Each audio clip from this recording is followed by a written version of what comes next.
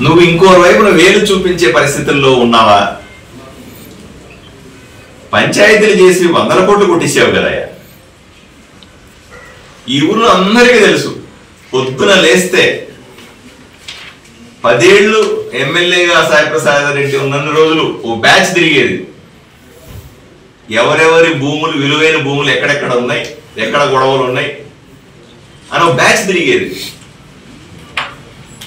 వాటి మీద కొంతమంది పందులు వదిలేవాళ్ళు,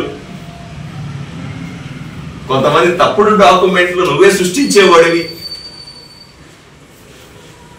మాజీ విఆర్ఓలనో మాజీ తహసీల్దార్లనో ఎక్కడి నుంచో సృష్టించింది నువ్వు కాదా? డాక్యుమెంట్లు సృష్టి అన్నది నీ దగ్గర నుంచి వచ్చింది కాదా? ఆదంలో ఈరోజు డాక్యుమెంట్లు ఏదో కొత్తగా సృష్టి అవుతుంది. ఆ సృష్టిని ఆపడానికే మేము పూర్తి స్థాయి పని చేస్తాం. నేను అడుగుతా ఉన్నా, ప్రజలు మార్పును చూస్తున్నారు.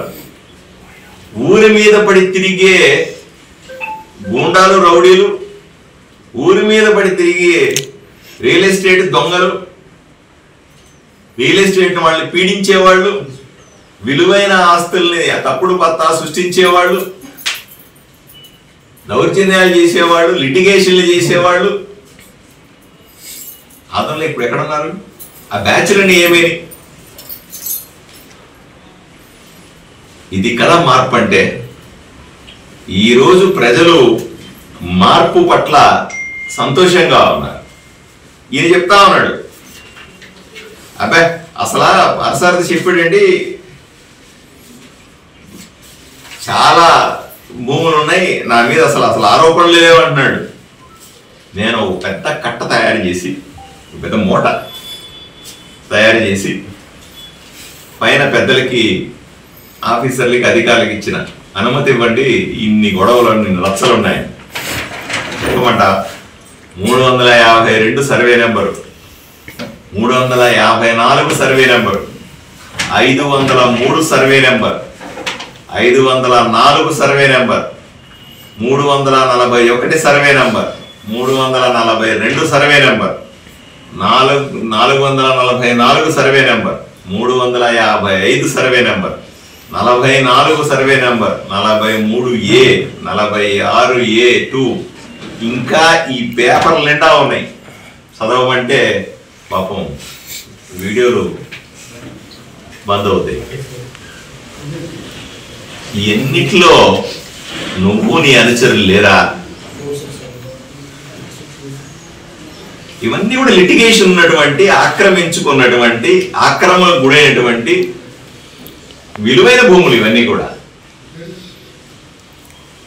కొన్ని సాక్షాత్తు నీ పేరు మీద, నీ కుటుంబ సభ్యుల పేర్ల మీద ఉన్నాయి. ఇవి నిజం కాదంటే చెప్పు, మరి వీడియోలు పెట్టండి వీళ్ళ మీరంతా పోయి. అడిగితే వాళ్ళు వెరిఫికేషన్ చేస్తా ఉన్నారు. నీ దెబ్బకి నువ్వే కాదు, ఈ సాయిప్రసాద్ రెడ్డి లాంటి ఎమ్మెల్యేలు రాష్ట్రం అంతా మూగి చిట్ట చివరికి రాష్ట్ర ప్రభుత్వం రెవెన్యూ సదస్సులని ప్రత్యేకమైన కార్యక్రమాన్ని చేపట్టాల్సి వచ్చింది.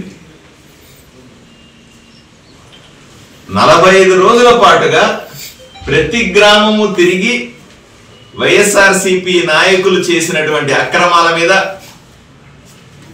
వైఎస్ఆర్సీపీ నాయకులు చేసినటువంటి దుర్మార్గాల మీద, వాళ్ళు ఆక్రమించుకున్న స్థలాల మీద, వాళ్ళు చేసిన లిటిగేషన్ల మీద ఏదో కోర్టు కేసు తెచ్చి